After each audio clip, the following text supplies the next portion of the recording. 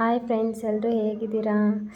Late evening night ನನ್ನ ಮಗಳಿಗೆ ಸ್ವಲ್ಪ ಆ್ಯಪಲ್ ಕಟ್ ಮಾಡಿಬಿಟ್ಟು ತಿನ್ನಿಸೋಣ ಅಂತ ರೆಡಿ ಮಾಡ್ತಾ ಇದ್ದೀನಿ.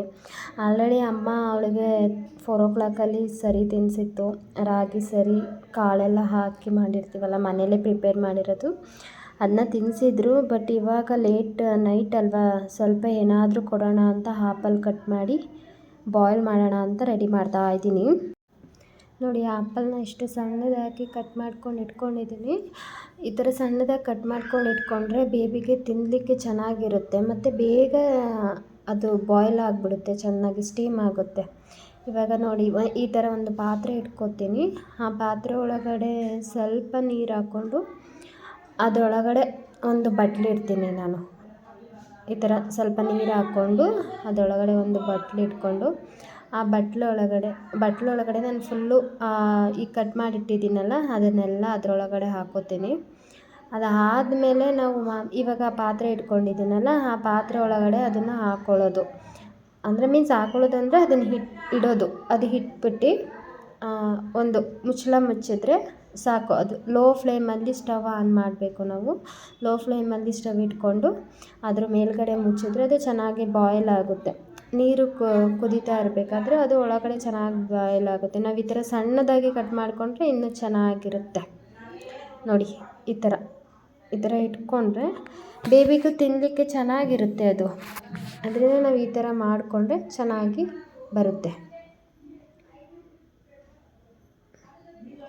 ನಾನು ಈ ಥರ ಕ್ಲೋಸ್ ಮಾಡ್ಕೋತಾ ಇದ್ದೀನಿ. ಅದು ಕ್ಲೋಸ್ ಮಾಡ್ಕೊಂಡು ಒಂದು 20 minutes ಆ ಥರ ಬಿಡಿ. ನೋಡಿ, 20 minutes ಆಯಿತು. 20 minutes ಆದಮೇಲೆ ನೋಡಿ, ಈ ಥರ ಬಾಯ್ಲ್ ಆಗಿರುತ್ತೆ. ನೀರು ಚೆನ್ನಾಗಿ ಕುದೀತಾ ಇರುತ್ತೆ ನೋಡಿ, ಆವಾಗ ಅದು ಚೆಂದ ಬಾಯ್ಲ್ ಆಗಿರುತ್ತೆ. ನಾನಿವಾಗ ಸ್ಟವ್ ಆಫ್ ಮಾಡ್ಕೋತೀನಿ.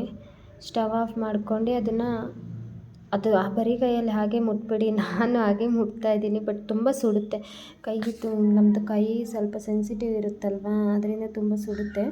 ಸೊ ಅದನ್ನು ನೀವು ಕೈಯಲ್ಲಿ ಇಟ್ಕೋಬೇಡಿ, ಒಂದು ಬಟ್ಟೆ ಅಥವಾ ಹೋಲ್ಡರಲ್ಲಿ ಏನಾದರೂ ತೊಗೊಂಡು ಎತ್ತಿಟ್ಕೊಳ್ಳಿ. ನಾನೀಗ ನೋಡಿ ಸ್ಪೂನಲ್ಲಿ ನೋಡ್ತಾ ಇದ್ದೀನಿ ಅದು ಬಾಯ್ಲ್ ಆಗಿದೆಯಾ ಇಲ್ವಾ ಅಂತ. ಚೆನ್ನಾಗಿ ಬಾಯ್ಲ್ ಆಗಿದೆ ನೋಡಿ.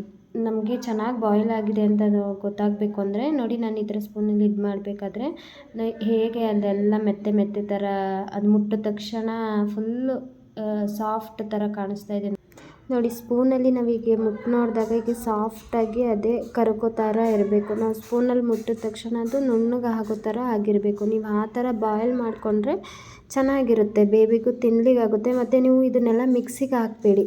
ಮಿಕ್ಸಿಗೆ ಹಾಕಿದ್ರೆ ಅದು ಅಷ್ಟು ಚೆನ್ನಾಗಿರಲ್ಲ. ಸ್ಪೂನಲ್ಲೇ ಈ ಥರ ಮಾಡ್ಕೊಳ್ಳಿ. ಒಂದು ಸ್ವಲ್ಪ ಟೈಮ್ ಆಗುತ್ತೆ, ಪರವಾಗಿಲ್ಲ, ಒಂದು 5 minutes ಹಿಡಿಯುತ್ತೆ ಟೈಮ್ ಅಷ್ಟೇ.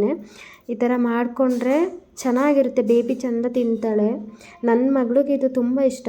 ಇದು ಸ್ವಲ್ಪ ಸ್ವೀಟ್ ಇರುತ್ತೆ ಅಲ್ವಾ, ಅದರಿಂದ ಅವಳು ಚೆನ್ನಾಗಿ ತಿನ್ಕೋತಾಳೆ. ನಾನು ಆಲ್ಮೋಸ್ಟ್ ನೈಟ್ ಟೈಮೆಲ್ಲ ಇದೇ ಥರ ಮಾಡಿಕೊಡ್ತೀನಿ. ಸಾಯಿಲ್ ಫುಡ್ಡೇ ಮಾಡಿಕೊಡ್ತೀನಿ ಅವಳಿಗೆ, ಸಾಫ್ಟಾಗಿರೋದನ್ನೇ.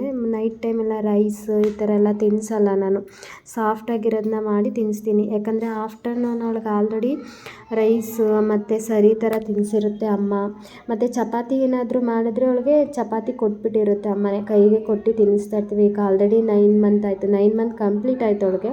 ಸೊ ಅದಕ್ಕೆ ಅವಳಿಗೆ ಹಾಗೆ ಕೈಗೆಲ್ಲ ಕೊಡ್ತೀವಿ, ತಿಂತಾ ಇರ್ತಾಳೆ. ನಾನು ನೈಟ್ ಟೈಮು ಈ ಥರ ಮಾಡ್ಕೋತೀನಿ. ಇಲ್ಲ ಡ್ರೈ ಫ್ರೂಟ್ಸ್ದಲ್ಲಿ ಮಾಡ್ತೀನಿ, ಇಲ್ಲ ಆ್ಯಪಲ್ ಮಾಡ್ತೀನಿ.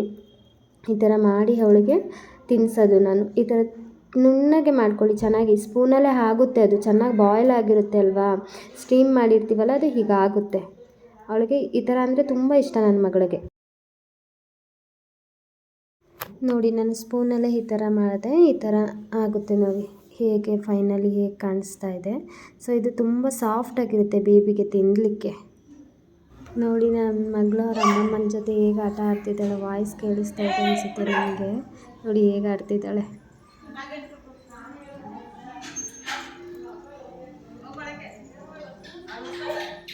ನೀವು ಒಂದ್ಸಲ ಈ ರೆಸಿಪಿನ ಟ್ರೈ ಮಾಡಿ ಹೇಗಿತ್ತು ಅಂತ ಹೇಳಿ ನಿಮ್ಮ ಪಾಪುಗೆ ತಿನ್ನಿಸಿ ನೋಡಿ, ತುಂಬ ಚೆನ್ನಾಗಿರುತ್ತೆ.